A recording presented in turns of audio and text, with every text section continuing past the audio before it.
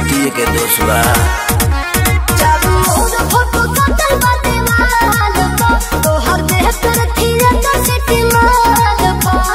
Wanted me सुनो हमरो के लफड़ा में डली हो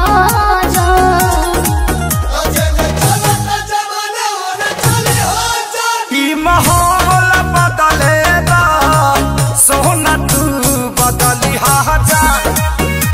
माहौल बदलेगा सोना तू बदली जा।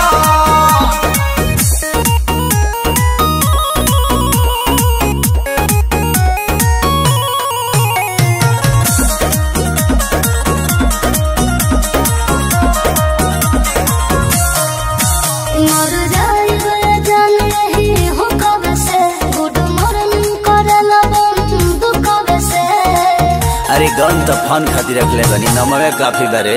घर के न जाने हमर मन तू अब चल कर ताका मार हो बाघवा के लोभो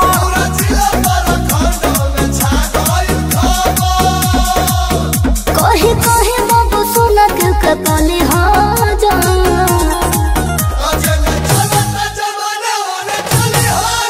ई माहौल बदलेगा सोना तू बदली जा।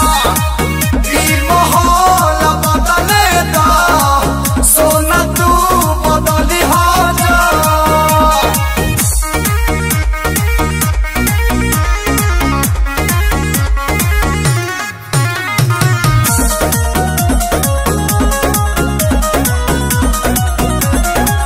ढेर बढ़े के दुश्मन तो खेल हो जाए, डर लागे कहीं ना तारा जेल हो जाए। डर लगता है जान जिला के सारा गुंडा तो मानेला देवता अब पुलिस दरोगा से चले हला नेवता। जिला के सारा